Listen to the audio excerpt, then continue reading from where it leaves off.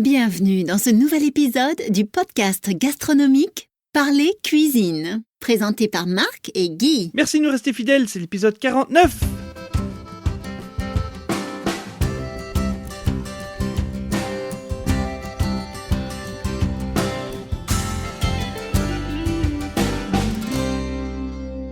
Bonjour et bonne année 2017. C'est Marc de parlercuisine.com qui vous retrouve aujourd'hui pour ce premier épisode de cette nouvelle année en compagnie de notre expert international, Guy. Bonjour Guy. Oui, bonjour Marc et bonjour à tous et à toutes. Bonne année Guy. Bonne année Marc et bonne année à tous nos auditeurs. Et bonne santé.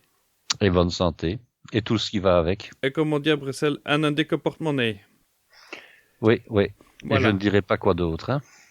Voilà, un gros porte-monnaie. Bon, enfin, pour tous ceux, on souhaite toujours les bons vœux, bonne année. Tout ça va quand même dépendre à quel moment vous allez mettre le podcast en ligne, hein, parce que la bonne année, c'est pas après le 31 janvier. Hein. Taisez-vous, mauvaise langue. Oui, je sais. Alors, il dit ça parce que j'ai publié le dernier épisode qu'on avait consacré, qu'on avait destiné Aux fêtes de fin d'année. aux fêtes de fin d'année, après les fêtes de fin d'année. Oui, écoute, Oui, voilà. non mais c'était intéressant, parce qu'il parlait aussi comment faire du vin chaud et ça répondait à la question d'une auditrice. Oui. 2017, voilà, on va faire un petit peu le bilan de l'année. Je regarde le podcast, voilà, on a un partenariat avec Audible qui a été donc lancé il y a quasiment un an et qui actuellement a rapporté 86 € pour être très précis. Et pour être payé, toucher les sous, il faut que ça atteigne 100. Et quand je vois que je passe à peu près 4 heures par épisode à faire le montage, à faire la publication sur Internet, quand je vois que ça me coûte 20 $ par mois pour l'hébergement sur Libsyn, qui est un des plus grands hébergeurs de podcasts du monde, un des meilleurs même. Nous aurons compris que nous ne faisons pas ça pour de l'argent, hein, Marc. Voilà. Donc je me demandais, est-ce qu'on ne trouverait pas d'autres moyens pour les personnes qui veulent nous montrer leur gratitude, d'autres outils. Alors moi je pensais à mettre un petit bouton PayPal donné pour nous offrir un verre. Qu'est-ce que tu en penses ? Ah, moi, il n'y a pas de problème. Voilà. Donc je vais mettre ça en place dans quelques semaines. Un petit bouton sur lequel vous pourrez cliquer et puis faire un don qui correspond au verre que vous voulez nous offrir. Ce sera un café, ce sera l'apéro, ce sera une coupe de champagne ou la caisse de Dom Pérignon. À vous de choisir. On peut toujours rêver. Hein. Ah oui, pourquoi pas. On ne sait jamais hein, si... Comment est-ce que c'est Paris Hilton nous écoute, hein, ou Madonna, et qu'elles ont envie de nous faire un cadeau. Hein. Bon. Et pourquoi elle ? Parce qu'elles sont riches, tiens. Ah mais il y a bien d'autres personnes qui sont riches et qui nous écoutent. D'ailleurs, je les remercie. Tu parlais des caisses de Dom Pérignon. Bon, je pense qu'elles ont mieux les moyens de nous offrir du Dom Pérignon que l'ensemble ou que beaucoup de nos auditeurs. Hein. Exactement. Quand tu insinues que nos auditeurs sont fauchés ? Non, ce sont des gens qui sont des économes, et nous allons parler économie encore aujourd'hui d'ailleurs. Oui, voilà, parce que alors on se grattait la tête pour trouver des sujets d'épisodes. Et effectivement, les fêtes de fin d'année, c'était très prolifique parce qu'il y a toujours des choses à raconter là-dessus. Mais après, le mois de janvier, qu'est-ce qu'on fait ? Qu'est-ce qui se passe le mois de janvier ? Les gens prennent des bonnes résolutions et ils veulent maigrir et arrêter de fumer. Et donc, c'est-à-dire qu'ils prennent un abonnement à la salle de gym. À l'heure où on enregistre, on est le 15 janvier. La majorité des gens ont déjà abandonné, ont déjà été à 2 séances de gym. Ils ont tellement eu mal aux bras et aux jambes qu'ils ont dit que c'était plus pour eux, qu'ils sont plus trop prêts à y retourner, c'était plus très motivé. Ils ont décidé de commencer un régime pour perdre du poids et à mon avis, à l'heure actuelle, ils doivent être déjà à leur 3e paquet de chips de la journée. Surtout que, je ne sais pas si tu as vu la météo et comment chez vous, mais là aujourd'hui, il faisait vraiment gris. Ah, on annonce du grand froid ici. Hein. C'est l'hiver. C'est vraiment un temps de choucroute et de cassoulet pour le moment. Hein. Voilà. On a eu une bonne vague de froid. Apparemment, moi j'habite en Angleterre et Guy est en Belgique. Et on a juste la mer du Nord, un petit morceau de mer du Nord entre nos deux pays. Eh bien, chez toi, il gèle et chez moi, il fait 10 degrés. Chez toi, il neige et chez nous, il pleut. Et c'est marrant, c'est parce que je suis ça sur le site météox.com où il y a les radars de pluie sur toute l'Europe. Donc, je vois que ça vient de chez nous. Ça passe au-dessus de chez nous, c'est de la pluie. Et dès que ça passe la mer du Nord et que ça arrive chez vous, c'est de la neige. Je suis jaloux. Oui, ben moi je suis très content que nous n'ayons pas plus que ce que nous n'avons parce qu'on a été relativement épargnés quand on voit tout ce qu'il y a eu en Europe centrale avec des dizaines de morts dans certains pays et qu'on voit que des régions comme l'Italie du Sud, du Grand Sud et la Grèce et Istanbul sont recouverts de neige. Bon, à Istanbul, il y avait 50-60 centimètres de neige hein, et dans le sud de l'Italie, au moins 25-30. On est content, on n'a encore rien eu vraiment, disons en tout cas en plaine. Hein. Bon, maintenant... En Haute-Ardenne, évidemment, là, ça fait la joie des loueurs de ski pour le ski de fond et un peu de ski alpin. Mais bon, moi, je ne demande pas du tout avoir des températures trop froides et du temps pareil. La neige, c'est quand même toujours des problèmes pour se déplacer et c'est un problème de sécurité en plus. Hein. Ah, c'est marrant parce qu'ici, effectivement, on a eu quelques flocons de neige vendredi matin. Et alors du coup, dès qu'il y a des flocons de neige, les gens se précipitent dans les supermarchés pour faire leurs provisions parce qu'ils s'imaginent que ils gardent en tête en fait les grandes tempêtes de neige qu'on a eues je crois que c'était en 2013, 14 ou 15 de ces eaux-là où l'aéroport de Heathrow a été fermé pendant 3 jours.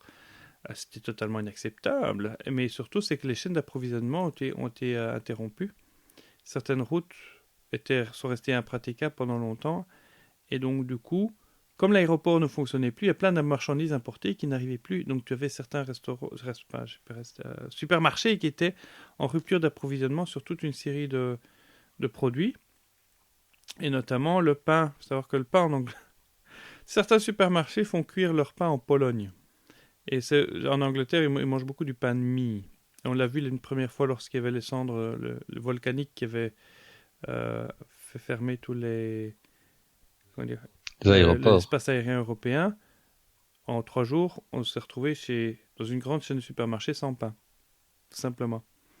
Et donc, ils ont eu la même chose. Donc maintenant, dès qu'il y a 3 flocons de neige, les gens se ruent, ils achètent du pain, ils achètent du lait, ils achètent des marchandises comme ça où le cycle d'approvisionnement est très court. Mais bon, est-ce que ça vaut vraiment la peine ? Pas pour le lait, certainement pas, étant donné que le lait peut se garder pendant plusieurs mois si ce sont des bouteilles de lait stérilisées. Voilà, donc, ici, le lait de longue conversation... Le pain, évidemment, là, comme on dit, le lait de longue conversation, ici, ils connaissent pas, c'est beaucoup de lait frais. Le lait en brique, donc le longue conservation, c'est du lait en brique, et ça, c'est très peu populaire, parce que savoir que l'anglais boit beaucoup de lait dans son thé. Il faut que ce soit du lait frais, il faut que ce soit du bon lait. Du lait voilà, qui a du lait qui sort du pied de la vache, voilà.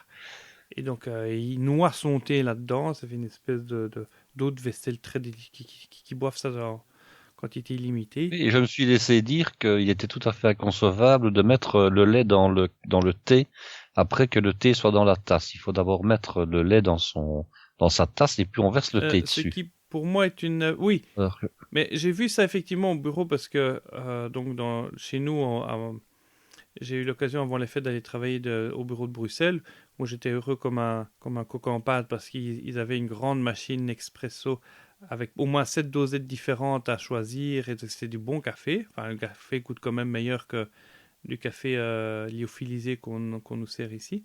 Alors en Angleterre, c'est plus des machines à thé. Et parmi l'arsenal, tu as un choix de plusieurs thés différents. Tu as des robinets qui te donnent l'eau bouillante à 100 degrés. Et puis tu as la machine qui te donne du lait frais, un espèce de distributeur de lait frais. Alors c'est marrant parce qu'effectivement, ils mettent le distributeur de lait frais, et après ils mettent de l'eau chaude, et après ils mettent leur sachet de thé dedans. Donc, donc le lait qui est frais à quoi ? 6 degrés. Puis ils rajoutent dessus, donc ils mettent à peu près un 1/5 de lait, et puis ils mettent 4/5 d'eau bouillante. Oui, ça n'a pas de sens. Puis ils mettent le sachet de thé qui va infuser à une température de 80 ou 70 degrés. Voilà. Oui, ça c'est un non-sens. Bon, moi je ne bois pas de thé, donc... il y en a du très bon pourtant. Hein. Oui, un bon Darjeeling ou Earl Grey, c'est mon favori. Moi, le meilleur thé que je connaisse au monde, et c'est pas par snobisme, mais c'est le thé qu'on vend aux boutiques de Buckingham Palace, le thé de la reine. Oui. C'est un thé qui est dépourvu d'amertume, de tanin, tout en étant extrêmement parfumé. Je trouve ce thé-là génial. Oui. Enfin voilà, ça c'était des petites conversations comme ça que nous avons en dehors du sujet du jour. Voilà, donc pour revenir au sujet de l'année, le bilan de l'année, je me suis dit tiens, je vais faire une petite rétrospective de 2016. Qu'est-ce qui s'est passé d'intéressant au niveau de la cuisine ? Alors, 2016 a été une année triste pour certains amateurs de cuisine parce qu'on a vu la disparition de plusieurs grands chefs. Il y a un an, apparemment, au mois de janvier, il y avait le Benoît Violier qui a été trouvé mort par arme à feu, qui apparemment s'est suicidé. C'était un cuisinier qui avait 3 étoiles au Michelin. Et alors ça a relancé, je me souviens à l'époque, la polémique sur la pression qui traîne sur les épaules des étoilés du Michelin. Apparemment, c'est pas le premier chef qui était étoilé au Michelin qui s'est suicidé.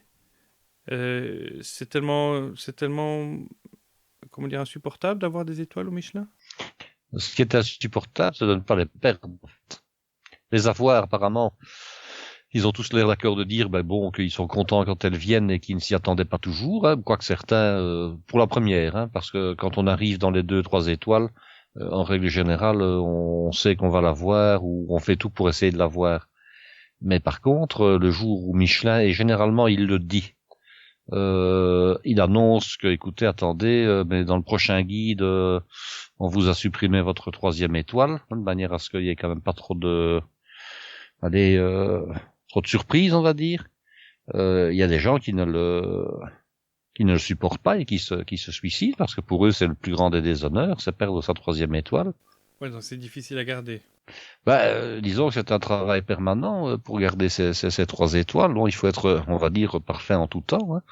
Or, un cuisinier ou même, je dirais, un établissement en tant que tel, la perfection permanente, ce n'est pas toujours évident. On a le droit aussi d'être malade, on a le droit d'être moins bien, on a le droit d'être moins bien inspiré, on a le droit d'être fatigué.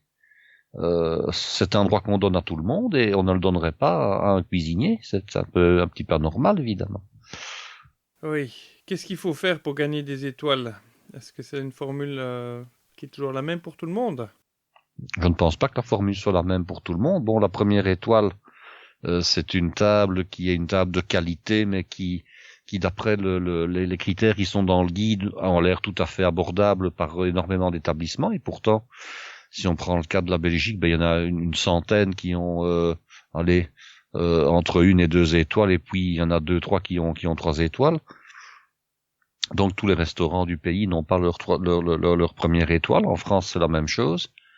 Il ne suffit pas d'être simplement bon, il ne suffit pas de faire simplement des produits, je dirais, des produits frais.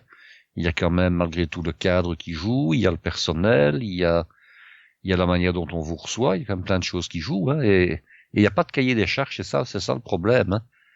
C'est que les étoiles sont attribuées en fonction de visites, que ce soit pour le Michelin ou pour d'autres guides, et c'est quand même relativement aléatoire. Hein. On se doute bien un petit peu de ce qu'il faut, mais c'est en fonction de la perception du visiteur à ce moment-là, et s'il est mal luné ce jour-là, c'est foutu, quoi. Exactement. S'il est mal luné, je pense qu'ils peuvent faire la part des choses, mais si par exemple, pour une raison ou pour une autre, on ne vous accorde pas toute l'attention que vous auriez voulu ce jour-là, vous ne méritez pas votre étoile, ou bien on vous la retire. Maintenant, on ne retire pas en principe une étoile quand il y en a 3. On ne retire pas la 3e étoile sur un coup de tête ou sur une seule visite. Il faut qu'il y ait des circonstances négatives qui aient été répétées à plusieurs reprises. Oui, alors on avait d'autres cuisiniers qui nous ont quittés. Nous, notamment, cuisiniers.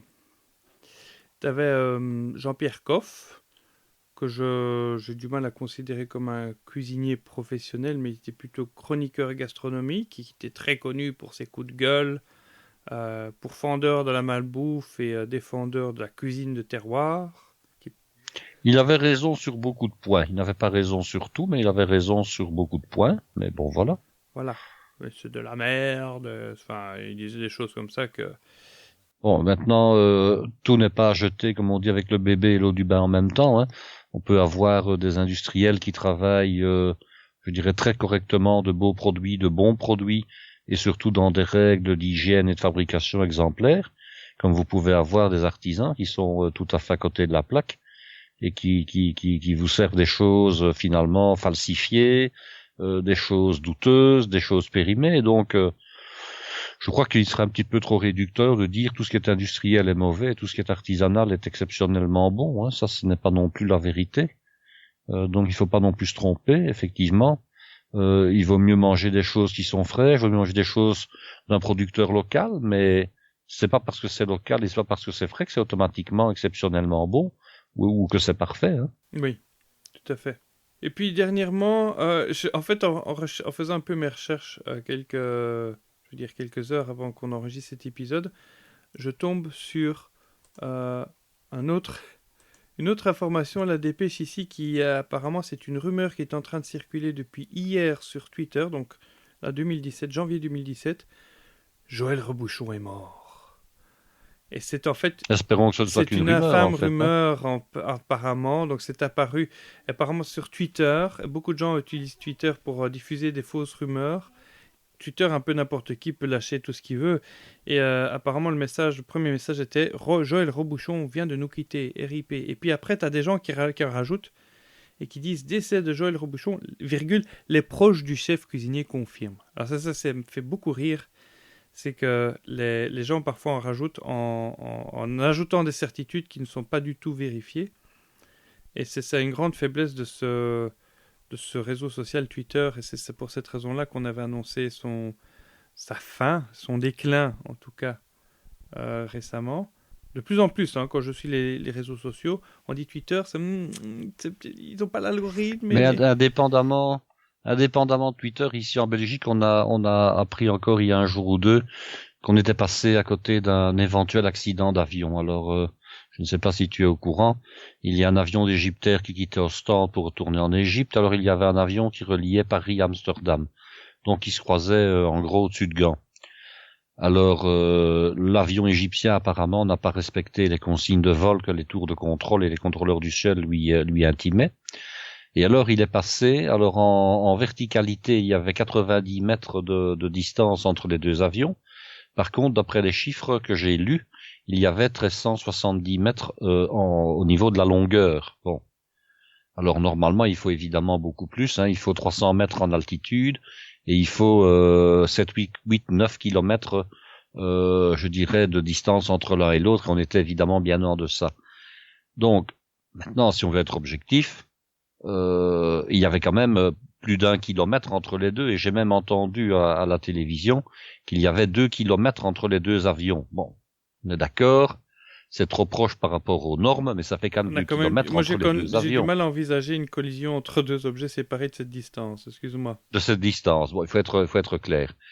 Alors, j'entends une information à la radio, et puis je la relis sur Internet, et on disait 2 avions se sont frôlés à 90 mètres de distance. On avait oublié que ça c'était en hauteur, et on ne tenait absolument plus compte de la longueur, donc de la distance réelle qu'il y avait entre les deux. Comme quoi qu'une information peut très vite être déformée, et alors dans le chef de celui qui lit cette information, il s'imagine 2 avions qui se frôlent à moins de 100 mètres l'un de l'autre. Mais on n'est pas du tout dans ce cas-là, on est dans l'ordre pour certains de 2 kilomètres entre l'un et l'autre, ce qui change tout à fait la donnée. Alors même chose, bon, on nous parle d'un astéroïde qui va frôler la Terre. Bon, là, je ne sais plus, j'ai lu ça il y a aussi 2-3 jours. Et puis cet astéroïde va passer à 50 millions de kilomètres de la Terre, c'est-à-dire un tiers de la distance qu'il y a entre la Terre et le Soleil. Il va pas faire trop de vent quand il va passer tout près de nous comme ça. Ouais, on arrête de raconter n'importe quoi. Bon, qui passe à 10 000 kilomètres de la Terre, là, ce serait évidemment frôler la Terre, mais pas. Et encore 10 000 kilomètres, ce serait quasiment, ce serait à peine inférieur au diamètre de la Terre elle-même. Mais bon, ce serait évidemment très près. Mais je vais dire pas quand on passe à 50 millions de kilomètres. Attends, toute proportion gardée, regarde, je passe ma main, elle a frôlé ta joue, t'as senti? Oui, voilà, exactement. On fait peur aux gens en racontant n'importe quoi. Oui, et c'est très facile sur les réseaux sociaux de raconter n'importe quoi. Et c'est quelque chose qui a été mis en évidence plusieurs fois en 2016, avec les grandes surprises qui sont arrivées. On parlait de 2016 après coup, comme étant l'année de l'imprévisible. En tout cas, ce qui est certain, c'est que nous continuerons à faire nos recettes et à donner des informations à nos auditeurs. Ça, ce n'est pas... À moins qu'il nous arrive quelque chose, mais ça, c'est toujours certain. Alors moi, j'en profite justement pour placer un petit encart, pour donner mon petit grain de sel sur les prévisions pour 2017. Beaucoup de gens sont là, les prévisions 2017. Je tiens quand même à mettre les gens en garde parce que 2016 a été l'année où on a vu l'excès. Je parle donc relatif à la cuisine, au niveau des ingrédients et des produits qu'on trouve dans les supermarchés, une tendance qui est apparue il y a une dizaine d'années, qui est en train de s'accentuer tous les jours un peu plus pour devenir limite ridicule, c'est les fabricants qui réduisent le contenu des packaging. Tu vois, ils ne diminuent pas le prix, mais ils réduisent le contenu. Donc, une boîte de céréales de 500 grammes est devenue 475 grammes, puis 450 grammes, et puis maintenant, c'est plus que 375 grammes. Mais on ne réduit pas le prix, mais on réduit le contenu. Et là, 2016, on a vu la chose la plus absurde, la plus ridicule. Là, je dis, c'est devenu ridicule, c'est le chocolat Toblerone. Je ne sais pas si tu as vu ça. Non. En fait, ils ont agrandi l'écart entre chaque petit triangle. Ah oui. Donc maintenant, tu as oui. l'impression que c'est...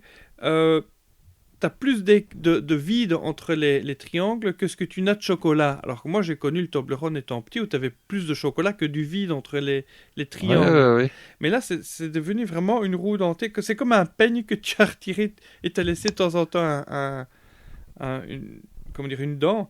Et c'est la même chose pour les pots de rillettes et de pâté. En fait, la taille du gobelet reste toujours la même, mais par contre, le fond commence plus loin à partir de la base. Le fond est en train de monter, oui. Le fond est en train de monter. Voilà, avant, il y avait un petit demi-centimètre entre la base et le socle, je vais dire. Et puis maintenant, on monte quasiment à 2 centimètres. Et en plus, j'ai vu ça dans certaines boîtes de rillettes, le fond n'est plus plat, il est même bombé vers l'intérieur. Donc, on gagne encore, je dirais, 4-5 mm de matière. Oui, alors l'explication que j'ai derrière, mais ça c'est l'économiste qui parle, c'est que c'est une façon pour les industriels et pour les commerçants de manipuler l'inflation, pour garder l'inflation le plus bas possible, pour dire, regardez, les prix ne montent pas, parce que l'inflation c'est juste constater l'augmentation des prix. Donc pour éviter d'augmenter les prix, on diminue le contenu. Oui, tout à fait. Et donc, du coup, les prix qu'on lit au rayon sont les mêmes. Et donc, du coup, la moyenne de... Les prix au rayon sont les mêmes, mais le prix au kilo n'est plus le même quand même. Voilà, parce que l'inflation, c'est l'indice des prix à la consommation. C'est pas l'indice des prix au kilo à la consommation. Bon, déjà que s'il y a quelqu'un qui travaille à l'Institut des statistiques qui m'écoute, j'aimerais bien voir un peu comment il calcule l'inflation, parce que savoir que c'est comme les critères du guide Michelin, l'algorithme n'est pas disponible au public. Donc, on te pond un chiffre, on te pond un résultat, et personne ne sait comment ça se passe. Et bien, moi, je vous dis, pour 2017, ça risque de s'accentuer, donc faites gaffe. Je ne dis pas faites des réserves, etc., mais on a eu une petite pause là, parce que le prix du pétrole avait l'air apparemment de s'être cassé la figure. Apparemment, il reprend. Le prix du pétrole qui influe sur le prix d'énormément de produits, en direct ou en indirect, tout simplement, les produits alimentaires, ça c'est clair. Hein. Ah oui, alors voilà. C'est quoi le lien entre le prix du pétrole et les produits alimentaires? Il y a plusieurs raisons. Il y a tout d'abord le fait que tous les produits qui sont à notre disposition sont en relation avec le pétrole à un moment donné de leur existence ou pas. La première chose, ce sont les engrais. Tous les engrais que nous mettons sur les champs pour produire, que ce soit du froment, de l'orge, de la betterave, n'importe quelle culture, sont des engrais qui sont réalisés à base de pétrole. Donc forcément, le pétrole augmente, le prix des engrais augmente. Ensuite, il y a l'énergie qui est l'énergie sous forme de diesel pour les tracteurs. Bon, il y a longtemps qu'il n'y a plus beaucoup de chevaux qui tirent les charrues. Bon, c'est également le prix du carburant. Ensuite, il y a le transport et il y a le raffinage des produits. Le sucre qui est disponible pour les bonbons ou pour le chocolat, il n'est pas pris de la betterave comme ça avec une centrifugeuse. Il y a des transformations de cuisson qui sont également dues, je dirais, soit à du pétrole, soit à du gaz, mais l'un et l'autre sont liés. Et puis alors vous avez, une fois que le produit a été réalisé, vous avez son transport et son utilisation. Avant, on vivait énormément en autarcie. Maintenant, on consomme sans aucun problème des produits qui viennent toute l'année du bout du monde, des ananas du Costa Rica, de l'agneau de Nouvelle-Zélande, du vin du Chili, des fraises d'Afrique du Sud ou des pommes d'Afrique du Sud et ainsi de suite. Donc forcément, tous les produits que nous consommons sont liés de près ou de loin à l'énergie représentée généralement par le pétrole. Il y a encore un composant, donc, l'emballage, le plastique. Ah oui, sans compter les emballages, évidemment, mais Je vais dire que ce soit pour la production ou bien pour le transport, c'est clair que c'est l'énergie pétrole qui est déterminante pour une bonne partie du prix. Hein. On peut quand même pas commencer à cultiver son potager. Ah ben les gens vont sans doute un jour devoir y revenir. En tout cas, devoir consommer plus local, ce sera sans doute une des clés de la nourriture du 21e siècle. Hein. Mais dis-moi, je pense que nous avons derrière nous les belles années, peut-être encore pour quelques années, mais plus pour des dizaines d'années, les belles années de la variété alimentaire au niveau des produits exotiques. Et de l'abondance, ouais. À un moment donné, nous devrons faire une croix dessus et ça redeviendra des produits que l'on n'utilise plus que pour les fêtes ou dans des circonstances exceptionnelles, comme c'était le cas il y a 40 ou 50 ans. Jusqu'à il y a 40 et 50 ans. Oui, tout à fait. Donc, mais oui, on va recommencer à consommer saisonnier. On va sans doute devoir recommencer à consommer saisonnier. C'est-à-dire que ce sera le jour où le pétrole va de nouveau être très très très cher. On ne pourra plus avoir, en tout cas au prix actuel, des ananas qui viennent par avion et qui coûtent 1,80 € ou 2 € l'unité. Hein. Mais dis-moi, si je voulais commencer à vivre en autarcie, il faudrait prévoir quelle surface cultivable pour nourrir une personne pendant un an? Mais on parle généralement qu'il faut à peu près 1 demi-hectare par personne. 1 demi-hectare, c'est combien de mètres carrés? À peu près. Ben, 1 hectare, c'est 10 000, donc il faudrait 5 000 mètres carrés par personne. Hein. C'est beaucoup, ça. Ben oui, mais entre la viande d'une part, les aliments qu'on doit donner aux animaux pour les nourrir, pour avoir la viande, le froment, les légumes, les pommes de terre, et ce qui produit éventuellement les boissons, hein, si on boit un peu de vin, etc., il faut bien l'équivalent d'1 demi-hectare par personne, et je crois que ce n'est même pas trop. Hein. C'est une bande de terre de 25 mètres de large sur 200 mètres de long. C'est ça à peu près. C'est ça. Oh. Mais à ce train-là, si on continue d'avoir beaucoup de gens sur la Terre et que la population augmente, on va faire comment pour nourrir tout ça? Ah ben ça c'est la bonne question. Oui. Hein. Heureusement, il n'y a pas de réchauffement climatique, comme nous dit le futur ex-président américain, qui va bientôt être investi. À l'heure où on vous parle. Ça, ceci était une grande surprise de l'année, pas pour beaucoup, 2016. Et on ne connaît pas ses goûts alimentaires, jusqu'à présent. Il a quand même une marque de steak. Donc apparemment, tout le monde lui attribue qu'il aime beaucoup les steaks et la viande rouge de bœuf. Je pense que les Américains, en règle générale, sont des férus de viande rouge et de steak. Hein. Oui, qui est une viande dont le prix est très directement influencé par le prix du pétrole. Oui, et aussi par le prix du soja, puisque les bestiaux, les bœufs américains mangent énormément de farine et de tourteaux à base de soja qui sont importés du Brésil et d'autres pays d'ailleurs. Ouais.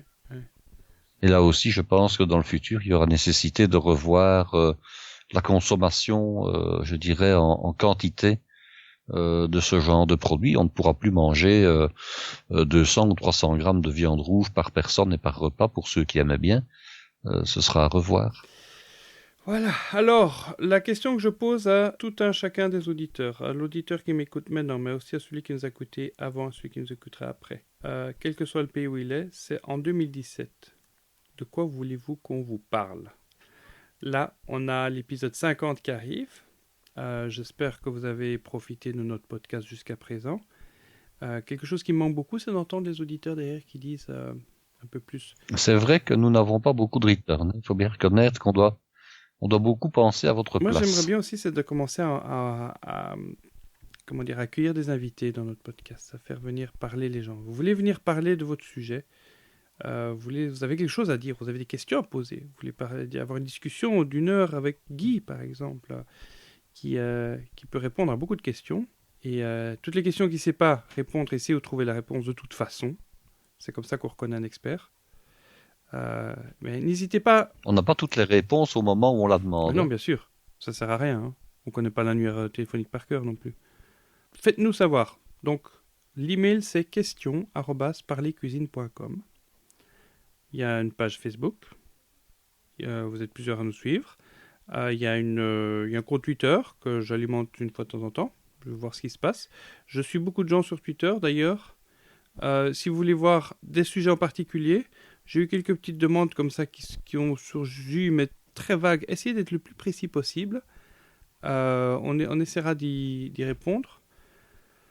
Moi, j'ai bien envie de me recentrer sur quelque chose, personnellement, parce que fin de l'année 2016, j'ai été l'objet d'un événement particulier qui s'apparente à une intoxication alimentaire qui m'a fait une réaction cutanée sur tout le corps. Nous dirons une réaction épidermique. Voilà, exactement. Au sens propre, hein. Mais ça m'a pas touché le visage, mais ça a touché par exemple le cuir chevelu et tout le reste du corps. J'ai eu des petits points rouges qui ont commencé à grandir jusqu'à l'équivalent de un demi-centimètre de large, qui ne démangeaient pas, j'avais pas de fièvre, rien du tout. C'était juste là. Sur les mains, ça a commencé à devenir tout rouge, ça s'est étendu plus qu'à faire de l'eczéma. C'était horrible, j'avais l'impression d'être lépreux.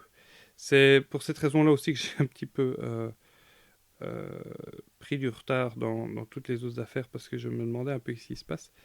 Finalement, avec investigation, j'ai trouvé l'aliment qui causait ça, qui est un aliment que j'achetais, dont j'étais très friand, que j'achetais dans un hard discount dont je ne citerai pas le nom parce que j'ai plus envie de leur faire la pub. D'ailleurs, je vais quasiment plus faire mes courses chez eux, sauf si ce n'est pour acheter des légumes.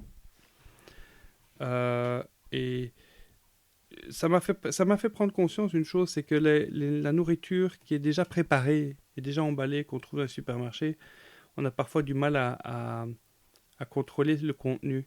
Et il suffit qu'un jour, ils te mettent une crasse et qu'ils ne te le disent pas, ils peuvent le faire. Rien ne les empêche de le faire. Et je me demande s'il ne serait pas mieux de... en tout cas pour moi, le capital malbouffe, je crois que je l'ai atteint.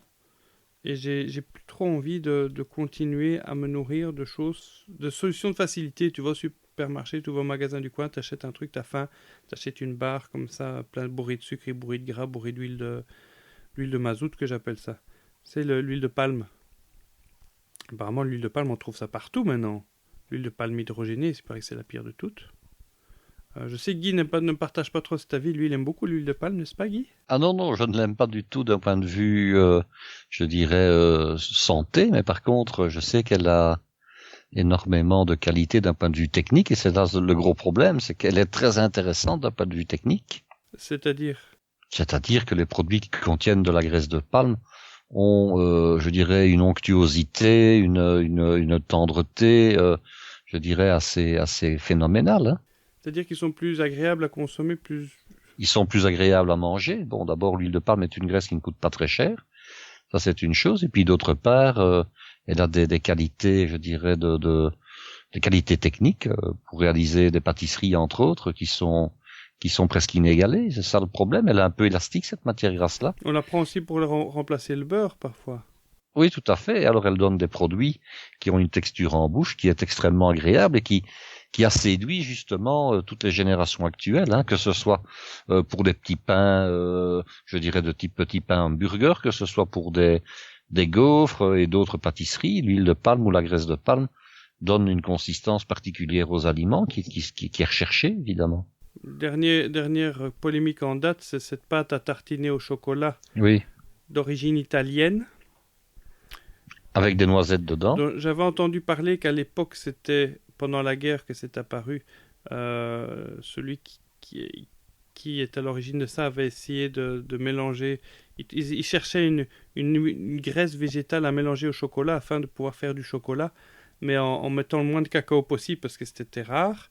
Et en mettant un maximum de graisse végétale, il l'avait essayé avec de l'huile de noisette et ça avait donné cette pâte qui était invendable en tant que chocolat, mais que son beau-frère avait trouvé très sympa à étaler sur ses tartines, sur son pain. Et c'est comme ça que c'est parti. Mais à la base, je crois que c'était que de l'huile de noisette qu'il avait mis. Ce serait d'ailleurs tout à fait logique. Mais apparemment, l'huile de palme elle se rancit moins vite. En tout cas, elle se désagrège moins vite et elle permettrait de rallonger la durée de vie en rayon. Effectivement, l'huile de noisette est une huile qui rancit extrêmement rapidement. Ah. Ça, c'est une des huiles qui rancit le plus rapidement l'huile de noisette. Et donc, c'est pour ça qu'ils ont remplacé par une huile moins... C'est-à-dire que, bon, le fait de mettre de la graisse de palme à la place de l'huile de noisette, c'est évidemment bien moins cher. Hein. Et puis, de nouveau, on a cette texture onctueuse, extraordinaire. Hein. Voilà. Alors, pour la précision, pour savoir comment est-ce que j'ai su que c'était cet aliment-là qui me produisait cette réaction, c'est qu'à un certain moment, le paquet était vide, j'en ai plus mangé, la réaction cutanée s'est atténuée, et puis au moment où ma femme en a racheté, et puis qu'elle est revenue, elle a dit « Tiens, regarde, je t'ai ramené tes préférés !» Ah ouais, j'ai recommencé à manger, et c'est réapparu. À ce moment-là, je me dis, oh là, il faut que j'arrête. Et depuis que je n'en mange plus du tout, ça s'est atténué, ça a disparu. Mais ça m'a surtout foutu la trouille parce que c'était pas beau, quoi. Et ça me fait peur parce que tu dis, ton corps peut réagir parfois à ce que tu manges de manière totalement, inattendue. Et surtout, on peut faire des réactions de type allergique, je dirais, qui s'accentuent avec le temps. Par exemple, il y a des gens qui ont remarqué qu'ils étaient allergiques aux moules ou aux coquillages, aux crustacés, aux huîtres. Et ils en ont mangé pendant 5 ans, 10 ans, 15 ans sans avoir eu aucun problème. Et puis, tout d'un coup, ils commencent à faire une allergie. Et ils réessayent une deuxième fois parce qu'ils se disent, c'est que c'était pas ça, quoi, puisque j'en mangeais. Et puis, la réaction est encore plus forte. Et puis, ils essaient de trouver une excuse à leur réaction. Ils disent, j'en mange une troisième fois. Et puis là, ils se rendent compte que c'est réellement le produit auquel ils finissent à l'hôpital, quand ils ont la chance encore de pouvoir y aller. Et j'ai une collègue qui était concernée comme ça par les huîtres. Elle en a mangé pendant 20 ans. Et puis, alors, elle a commencé à développer une allergie. Et alors, on pense que, en fait, on est toujours allergique, mais qu'au début, le corps ne fabrique pas de réaction, hein.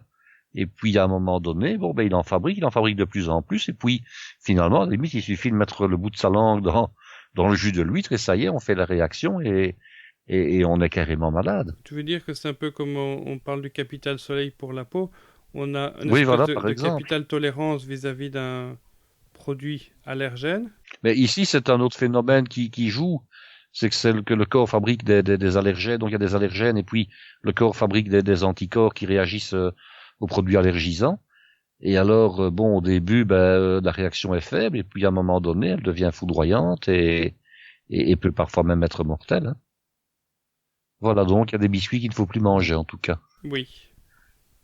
Bon, j'ai décidé cette année de m'alimenter un peu mieux, de préparer un peu plus de choses, naturelles. Ouais, je vous donnerai les coordonnées d'un site comme ça où il y a 2 personnages qui racontent comme ça des choses intéressantes à faire soi-même pour manger. Ça s'appelle Parler Cuisine. Ah oui, un podcast là, très intéressant. Oui, un podcast, je vous donnerai les coordonnées, vous verrez, c'est intéressant.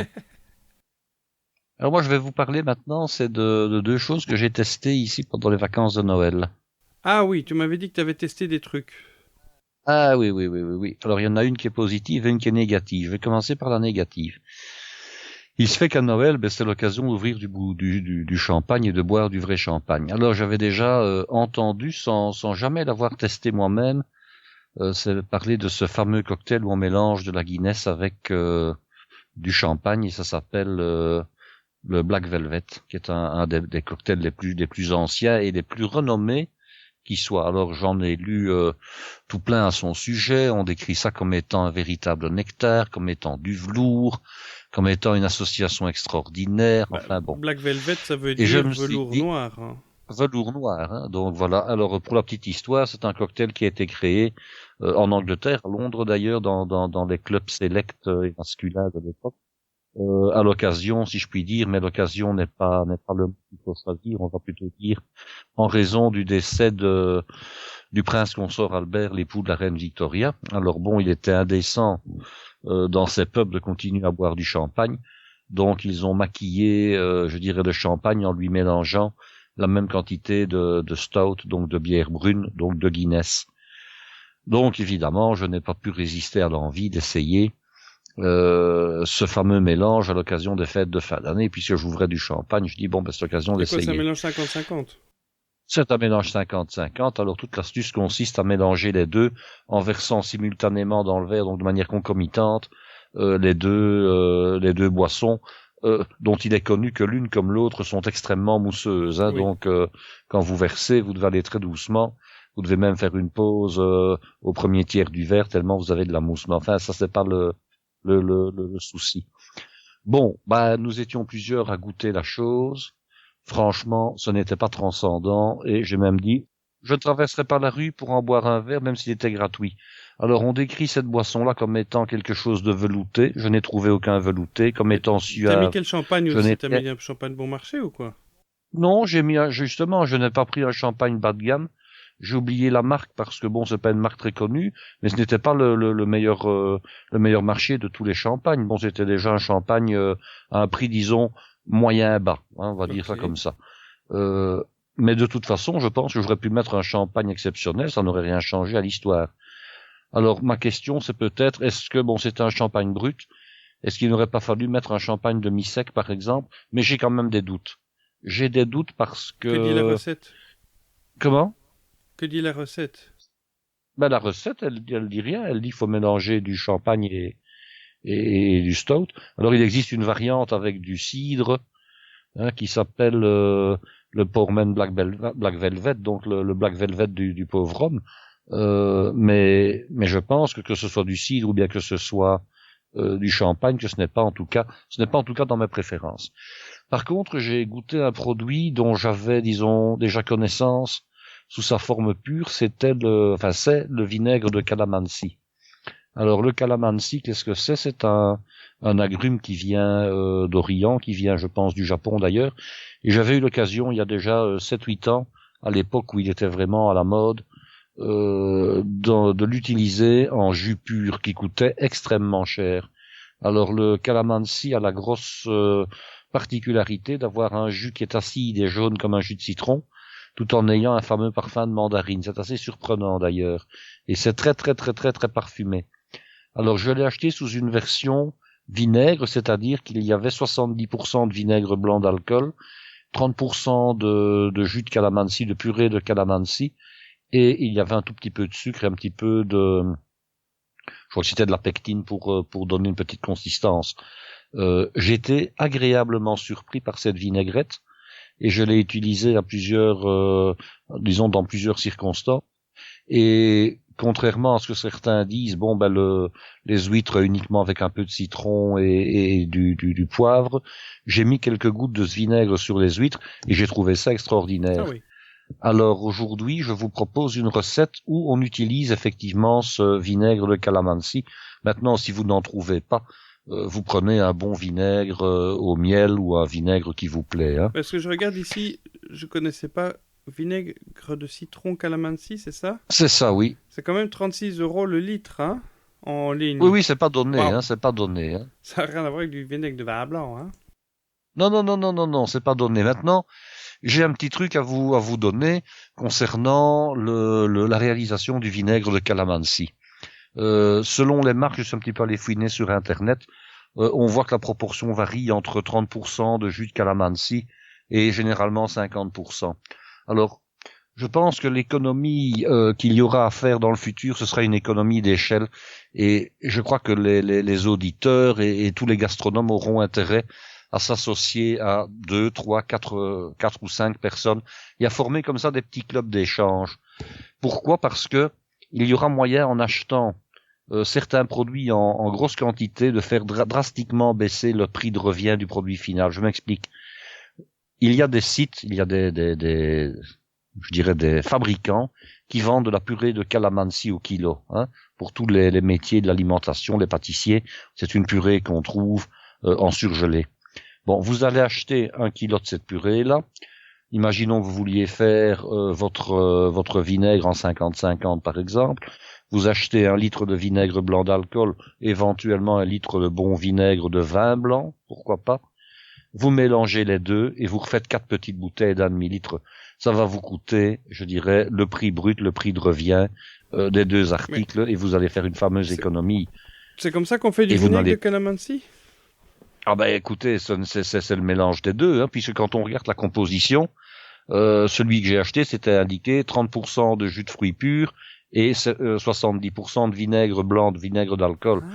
Il y a rien de particulier à faire le mélange des deux. Hein. On pourrait faire un vinaigre de n'importe quoi alors. Bah, on peut faire un vinaigre de mandarine, on peut faire un vinaigre de pomme, on peut faire un vinaigre de tout ce qu'on veut à ce rythme-là. Hein. Mais bon, voilà. Donc ça, c'est une astuce pour dire comment pourrait-on faire pour ne pas payer les prix que l'industrie agroalimentaire nous impose. Alors je suis tombé il n'y a pas très longtemps chez ma fromagère, et qui, je le rappelle quand même, a obtenu le deuxième prix de la meilleure fromagerie du pays, et qu'elle fait de l'épicerie en même temps. Hein. Et alors je voyais un des articles, ce n'est pas elle qui le fabrique, mais elle le vend. Il y avait, je l'avais déjà vu ailleurs, hein, du sucre de violette. Bon. Alors le sucre de violette, qu'est-ce que c'est? C'est un sucre qui est légèrement coloré en violet, qui est parfumé avec de l'essence de violette. Bon, j'en ai déjà fabriqué moi-même.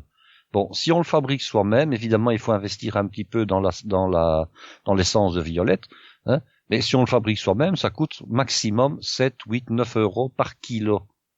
Et puis, quand vous l'achetez, je dirais, réalisé par certaines entreprises dans un beau petit flaconnage, vous achetez 75 grammes, 75 grammes, ben, au total, ça vous revient à 50, 60 euros du kilo, c'est-à-dire 5 ou 6 fois plus. Alors moi, je ne blâme absolument pas l'industriel qui le vend ou l'artisan qui le fabrique. Il a le problème de le fabriquer, il a le problème de le conditionner, il a le problème d'essayer de le vendre. C'est tout à fait logique. Tant qu'il trouve des pigeons pour lui acheter, tant mieux. Il ne devrait pas se priver. Et voilà, et s'il y a des gens, mais je n'ai même pas dit que ce sont des pigeons, je vais dire simplement ce sont des gens qui en ont besoin ou qui veulent tester le produit. Donc ça, c'est très bien. Mais il y a moyen de le réaliser soi-même sans grande difficulté, à condition d'être à 4 ou 5 personnes, d'acheter un flacon d'essence de violette et d'acheter un petit peu de colorant rouge, un petit peu de colorant bleu, puis de faire son petit mélange soi-même. Je veux dire, ça ne demande pas d'avoir fait 50 biochimie quelque part pour savoir fabriquer ce genre d'article, et ça vous reviendra évidemment 4 ou 5 fois moins cher. Maintenant, en tant que personne, pour une seule famille, vous n'allez pas acheter 1 litre d'essence de violette, sinon vous en avez pour votre vie entière. Pour ça, il faut être à 4 ou 5 personnes et pouvoir, je dirais, rentabiliser le produit et l'achat de base, évidemment. Mais c'est ça une économie d'échelle, et c'est ça qui permettra un jour de faire de véritables économies. Oui, ou alors je pense à ma femme qui vient de se faire proposer un deal d'accompagner trois amis qui envisagent d'aller faire une excursion au marché matinal, au marché aux poissons de Londres. Ah oui. Et il y a encore une place dans la voiture, tu veux venir avec? Et elles vont là-bas et elles se remplissent le coffre de poissons qu'ils t'achètent. Mais comme là-bas, tu l'achètes pas à l'escalope, tu achètes des caisses entières. Hein. Et c'est à quel endroit ça? C'est à Londres. Ah oui, ok, c'est à Londres, d'accord. Billborough Market, je crois. Billingsgate. Je crois que c'est Billingsgate Market. C'est avant c'était au centre-ville de Londres, puis ça a été bougé tout près des docks, qui est maintenant Canary Wharf. Donc c'est pas loin de là où je travaille. C'est effectivement un endroit, il y a des magnifiques vidéos qui passent qu'on va voir sur YouTube. Sur YouTube, on cherche un peu le Fish Market à Londres. Tu vois ce marché, c'est magnifique. Tu as des magnifiques poissons. Surtout que quand on est en Angleterre, on sait que les poissonneries sont pas très fournies en choix de poissons, mais là-bas tu trouves quasiment tous les poissons du monde. Et par contre, ce qui manque, c'est l'odeur. Mais là, de nouveau, le principe, c'est on part à plusieurs. Ça peut être une sortie entre copines, hein, et puis on ramène de quoi remplir le congélateur. Et comme ça te fait ta réserve de poisson pour les 2-3 prochains mois. Oui. Et c'est la même chose pour les légumes. Bon, moi ici, je ne sais pas si nous avions déjà été ensemble, mais je connais une marchande de légumes qui vend les légumes, on va dire, aussi bien au détail qu'à la caisse, mais qui est particulièrement intéressante. Et c'est vrai que quand on a une caisse de poivrons de 10 kilos pour le prix qu'on payerait 2 kilos de poivrons au magasin, ça vaut vraiment la peine de dire j'achète une caisse de 10 kilos. Alors la différence, qu'est-ce qu'ils ont? Ils sont un petit peu plus petits, ils sont un petit peu plus biscornus. Il faut prendre aussi le temps de les nettoyer, puis de les congeler, de les tailler, de les congeler. Mais on les paye 5 fois moins cher que les beaux gros poivrons du commerce qu'on utilise habituellement. Alors évidemment avec ça, vous pouvez faire comment on appelle ça, des ratatouilles niçoises, vous pouvez faire des coulis de poivrons, vous pouvez faire des potages au poivron, mais ça vous a coûté, on va dire, quasiment rien, à condition de pouvoir le stocker, et de pouvoir les nettoyer, de prendre le temps de le faire. C'est le même pour les poireaux, c'est le même pour les chicons, c'est le même pour les champignons, c'est le même pour plein de produits. Comme ça, quand on a l'occasion de pouvoir acheter des produits à prix intéressant, il faut prendre ta caisse, mais bon sang de bonsoir, ça coûte rien, quoi. La patate. Ou un sac de 20 kilos de carottes, ça ne coûte rien, hein, quand ce sont des carottes qui ne sont pas triées, qui ne sont pas calibrées. Bon, si c'est pour mettre dans un potage par la suite, ou bien pour couper en petits morceaux, ou faire de la julienne, il n'y a aucun problème qu'elles ne soient pas calibrées, évidemment. Hein. Mais regarde ici, comme c'est dimanche, j'ai été faire mes courses, parce qu'ici les magasins sont ouverts le dimanche. Dieu merci. Je ne sais pas pourquoi les autres pays du continent n'ouvrent pas le dimanche, parce que c'est quand même bien plus agréable d'aller faire ses courses le dimanche. Et il y a beaucoup de monde qui le font. Et je devais ramener des pommes de terre parce qu'on est tombé à court de pommes de terre. D'habitude, on achète nos pommes de terre chez le producteur directement. Les pommes de terre hors calibre, comme il dit. j'étais étonné. Une pomme de terre de plus ou moins bonne qualité, 1 euro du kilo. Bon, ça fait longtemps que j'ai plus acheté de patates en supermarché. Alors qu'on paye 5 euros ou 6 euros pour un sac de 25 kilos Ah oui, c'est ça, voilà. directement chez le producteur. Tout à fait. En plus, les pommes de terre que j'achète chez les producteurs, c'est encore des pommes de terre avec la terre autour. Donc c'est celle qui garde longtemps. On paye la terre aussi. Oui, on je paye paye la la terre. terre Mais aussi.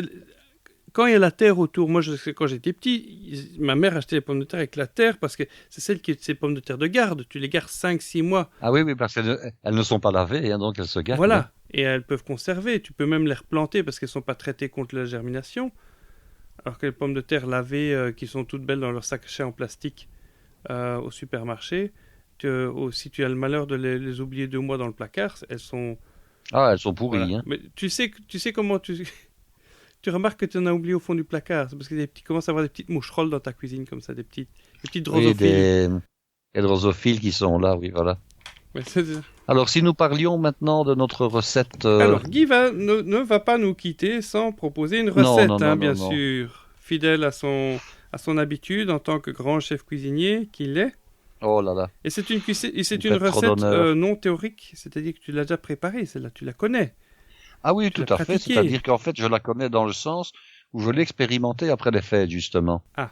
Alors, c'est une recette, bon, on va dire au départ, qui se voulait une recette de récupération, mais que vous devez voir sous un autre angle, à savoir qu'on peut récupérer des restes pas seulement après les fêtes, mais pendant toute l'année, et on peut même cuire la viande si on le souhaite, pour réaliser la recette en elle-même. Une recette où on réaccommode les restes, et en plus tu utilises un fruit de saison.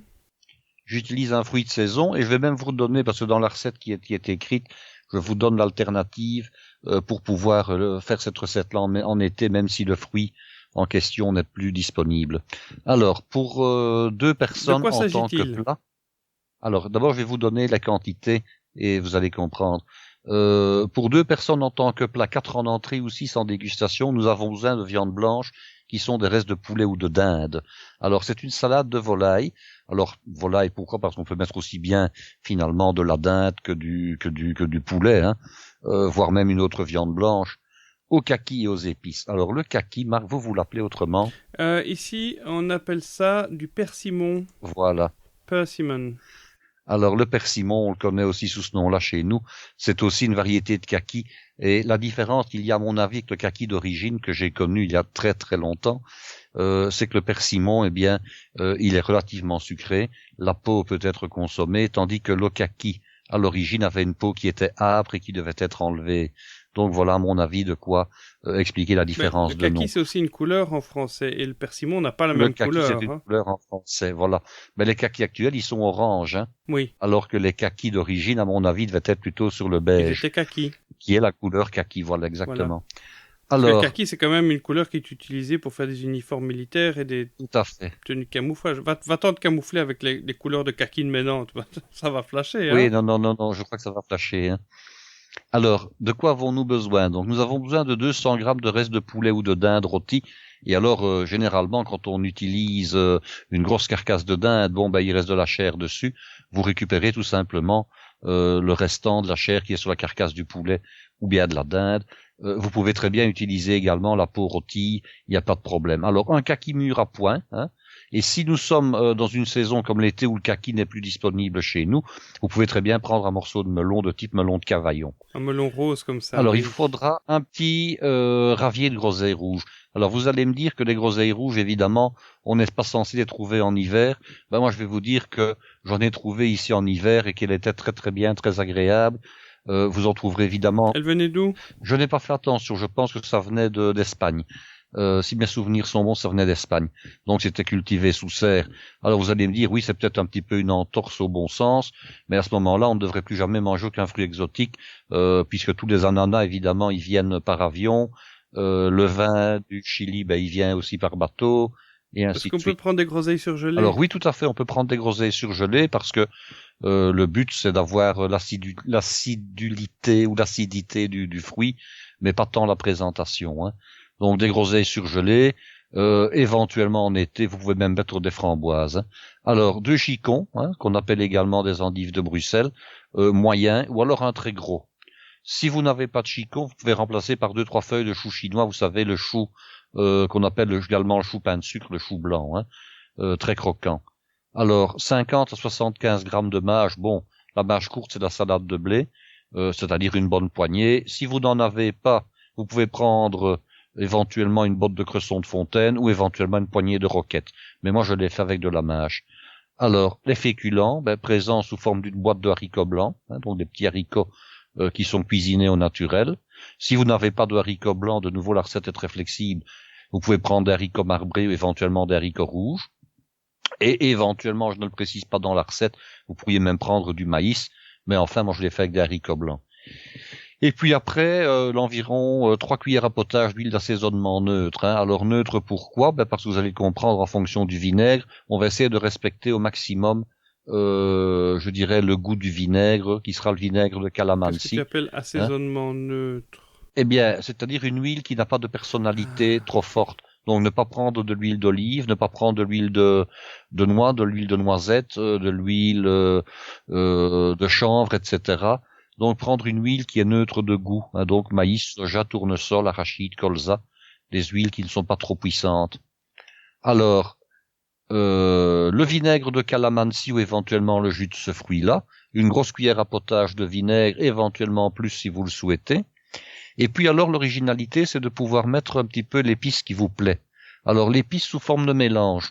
Alors moi j'ai utilisé une épice que je connaissais de nom et j'avais utilisé pour du poisson, et qui est le chimichurri, qui est la version, je dirais, déshydratée en épices de ce qu'on appelle la vinaigrette d'Argentine. Alors vous pouvez également utiliser à la place du curry jaune, du curry rouge, du curry vert, du vendouvant, éventuellement de l'épice à paella, ou bien encore le mélange mexicain d'épices Tex-Mex, ou un mélange de plusieurs sortes de ces épices, parce que rien n'empêche de mélanger par exemple une cuillerée d'épices à paella et de mélanger du curry, hein, tout est possible. Hein. Maintenant, moi je l'ai fait avec le chimichurri. Et alors pour la finition, une petite herbe, hein, ça peut être des brins de ciboulette, quelques jeunes oignons, un petit peu de persil plat, quelques brins de cerfeuil. Donc ça c'est vraiment à votre bonne idée. Hein. Alors la technique n'est vraiment pas compliquée. Vous avez coupé votre viande en petits dés. Vous avez passé rapidement les chicons sous l'eau. Les feuilles extérieures ne doivent pas s'enlever puisqu'elles ont déjà été enlevées par le maraîcher. Vous les séchez. Alors vous allez passer sous l'eau également les groseilles. Vous allez les égrapper avec une fourchette. Les framboises, si vous en mettez, elles ne se lavent pas mais elles se trient, donc on vérifie si elles ne sont pas, je dirais, abîmées ou s'il n'y a pas une petite trace de moisi sur l'une ou l'autre des baies. Vous allez également laver et sécher la salade, donc la salade de blé en l'occurrence, éventuellement le cresson ou la roquette. Et ensuite, vous allez égoutter vos haricots et les rincer. Alors, vous allez mettre dans le fond de vos assiettes ou dans le fond du saladier, si vous faites un service collectif, vous allez d'abord mettre les haricots. Vous allez ensuite ajouter les dés de viande. Vous allez émincer la peau, si vous avez de la peau qui est bien croustillante, vous l'émincez finement, vous la mettez également. Vous émincez finement les chicons et vous les mélangez avec le vinaigre de calamansi, c'est pour empêcher que les chicons émincés ne s'oxydent et ne noircissent. Vous allez ajouter les feuilles vertes, vous terminez par les fruits, donc par les groseilles rouges, et puis après, il ne vous restera plus qu'à mélanger tout ça et à saupoudrer la salade avec l'épice que vous avez retenue, et vous avez quelque chose d'extraordinaire. C'est léger, c'est frais, vous avez une acidité très très agréable. Vous allez mélanger du sucré et du salé. C'est une salade qui plaît généralement aux enfants. En plus, vous avez tout ce qu'il faut dans cette salade, je dirais au niveau vitamines. Vous avez des protéines avec la viande. Vous avez des hydrates de carbone avec les haricots blancs. Et c'est vraiment un plat complet. C'est le genre de salade qu'on peut emporter comme ça au bureau, éventuellement pour faire un repas de midi. Et si vous en faites un repas du soir, pour autant que vous mettiez après ça un petit bout de fromage avec un morceau de pain, un petit dessert, ou bien éventuellement un petit potage après, vous avez un repas complet qui est tout à fait équilibré. Pour manger ça avec du pain ? Alors, si vous le mangez avec du pain, vous pouvez même aller jusqu'à supprimer à ce moment-là le féculent, les haricots. Hein. Mais n'empêche, vous pouvez laisser les haricots et le manger avec du pain quand même. Hein. Petit morceau de baguette au beurre. Un petit morceau de baguette, il n'y a pas de problème. Un bon morceau de pain gris, il n'y a pas de problème. Question qu'on pourrait me demander, mais bon, tiens, 200 grammes de de viande, c'est quand même pas énorme pour 2 personnes, ça ne fait jamais que 100 grammes par personne. Eh bien, on serait étonné lorsqu'on coupe la viande en petits dés, j'insiste, du volume que ça représente par la suite. Oui, mais tu as déjà cité ça lorsqu'on a parlé Oui, des tout à salades fait. pour étudiants qu'on avait traité à la rentrée. Et effectivement, j'ai eu l'occasion de le voir moi-même. Ça prend beaucoup de place et il faut pas énormément de viande en fait pour atteindre son apport. Sa ration de protéines, Sa d'autant ration de plus. protéines quotidienne. On a besoin de combien de protéines par jour? On a besoin d'1 gramme de protéines pures par kilo de poids corporel idéal. Voilà, donc Ça, moi, c'est dans le mon minimum. cas, ça devrait faire quelque chose comme 90. Voilà. Ah oui, 90. Mais alors, 90 grammes, Je dois manger combien de grammes de viande alors? on considère qu'il y a à peu près 20% de protéines dans la viande. Mais il n'y en a pas que dans la viande. Il y a des protéines également dans les légumineuses comme l'haricot ici. Il y a des protéines dans le fromage, il y a des protéines dans le yaourt, il y a des protéines aussi dans dans le poisson. Donc pour autant dans les charcuteries. Donc pour autant qu'on puisse prendre 1 ou 2 prises de protéines aux autres repas, il n'y a aucun problème, on atteint le quota sans aucun mal. Hein. Oui. Et quel est le maximum de protéines qu'on peut intégrer ou qu'on peut assimiler en fonction du... Est-ce que si je mange 500 grammes de viande, ça ne sert strictement à rien. En principe, ce que j'ai retenu de mes lectures, mais bon, il faudrait voir si des médecins enfin certains ont l'air de le corroborer, c'est qu'on ne peut pas assimiler plus d'une 20aine de grammes de protéines pures par cycle digestif. Donc, manger 5 ou 600 grammes de viande par repas ne sert strictement à rien d'un point de vue de l'apport en protéines. Bon, on se fait plaisir. Ça sert qu'à produire du déchet. Qu'à produire du déchet, surtout des déchets toxiques de l'urée, hein, puisque la dégradation des protéines fatigue fameusement les reins. Donc, ça produit de l'urée et ça fatigue le système urinaire. Donc, ça ne sert à rien de manger autant de viande en une fois. Par contre, prendre un petit peu de protéines le matin au petit déjeuner, en reprendre à midi, en reprendre un petit peu avec la collation de 4 heures et en reprendre le soir, équilibre parfaitement le repas en protéines. Hein. Il suffit de manger un yaourt lors d'une décollation, il suffit de prendre du jambon ou un œuf le matin, il suffit de prendre un morceau de poisson le midi, et puis de manger une petite salade comme celle que je viens de donner le soir, et on a sans aucun problème sa ration en protéines pour la journée. Hein. Alors, je vois qu'à la fin du document, tu proposes un conseil boisson. Oui. Quel vin? Alors, avec ça, il faut faire attention. Hein. Le problème, c'est que nous avons une vinaigrette et que les vinaigrettes et le vin sont souvent des choses qui ne vont pas très bien ensemble. En plus, ici, vous avez une vinaigrette qui est très fruitée, qui est très parfumée. Donc, moi, je suggère en fait des vins blancs de type alsacien. Et alors, je sais que ça va faire hurler certains, mais avec la cuisine de type exotique, il y a un vin qui marche merveilleusement bien, c'est le Gewürztraminer. Ah oui. Alors, ne pas prendre évidemment, ce n'est pas le but ici, un Gewürztraminer vendange tardive, encore moins un Gewürztraminer sélection de grains nobles. Prendre un Gewürztraminer basique, hein, oui. Fruité, parfumé. Le fait qu'il y ait dans le nom du cépage Gewürztraminer, Gewürz, c'est le mot épice en allemand, hein. Donc c'est le Traminer qui est un cépage, mais de type épicé, c'est ce que le mot Gewürztraminer veut dire. Donc, vous avez ici quelque chose qui va être à la fois sucré, à la fois acidulé, à la fois épicé. Ça, c'est pour ce qui est de l'assaisonnement et des caractéristiques du plat. En prenant un Gewürztraminer, à mon avis, selon mon principe, vous allez être en accord avec, je dirais, le vin et le plat que vous avez ici réalisé. Et tu proposes d'autres vins alternatifs? Alors, je propose d'autres vins. Hein.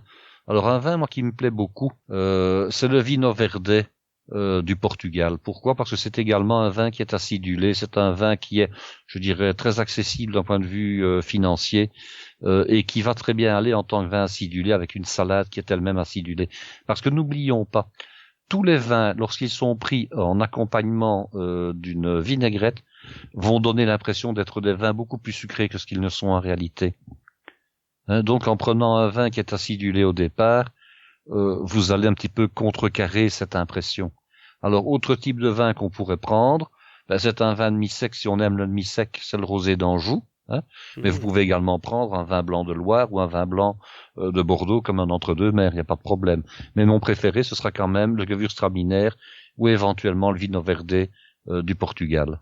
Ou alors votre grosse vinasse habituelle, le gros rouge qui tâche. Ah, maintenant, bon, évidemment, vous pouvez toujours prendre un Beaujolais, vous pouvez toujours prendre... Mais je ne souscris pas à la prise de vin rouge avec ce genre de plat. De préférence, moi, je resterais dans les vins blancs et dans les rosés. On va laisser ça aux Français, parce qu'il faut pas oublier que les Belges restent quand même les premiers consommateurs d'appellations contrôlées par tête d'habitant. Par tête d'habitant. Voilà. On consomme moins de vin par tête de pipe, mais c'est du bon vin. Et ça, c'est en principe. Oui, en principe. Voilà. Donc c'est comme ça qu'on reconnaît qu'on tombe dans une bonne maison et si tu as l'occasion d'aller visiter des domaines, tu dis que tu es belge et généralement ils t'accueillent à bras grands ouverts, si c'est une bonne maison. Ils sont très contents. Voilà. Et bien voilà pour notre petite entrée en matière pour cette première émission de l'année. Voilà, bon appétit. Merci de nous avoir suivis. N'oubliez pas que vous pouvez toujours nous aider pour choisir des sujets cette année. Nous sommes ouverts, on sait parler de tout. Et puis si on peut en plus parler de sujets qui intéressent les gens, nous, ça nous fait plaisir. Ça ne donne pas l'impression de parler dans le vide. Et puis on reste toujours sur la même lancée. Donc on a... Si vous voulez soutenir le podcast tout en profitant d'un livre gratuit, vous pouvez aller sur parlercuisine.com/audible où vous trouverez un lien vers audible.fr, donc la société d'Amazon qui propose des livres audio que vous consommez de la même façon que des podcasts. Votre premier livre est gratuit, donc de toute façon, vous ne prenez pas trop de risques d'aller télécharger ça. Il suffit de mettre une petite application sur son téléphone qui est gratuite. Vous téléchargez votre premier livre qui est gratuit, vous allez écouter, ça s'écoute comme un podcast. Même si vous l'avez téléchargé, vous pouvez même l'écouter sans être connecté sur Internet.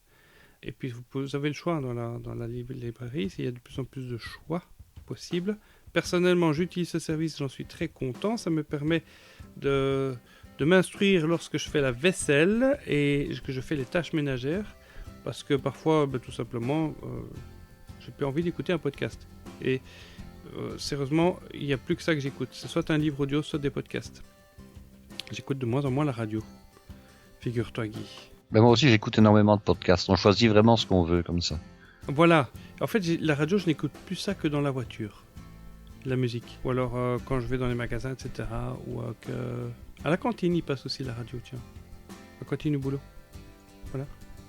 Ok. Bon, sur ce, je vous remercie beaucoup. Je vous souhaite une agréable journée et je vous dis à la prochaine fois. Jusqu'à Merci, la prochaine recette, hein. Oui, à la prochaine recette. Voilà. Au revoir, à bientôt. À bientôt.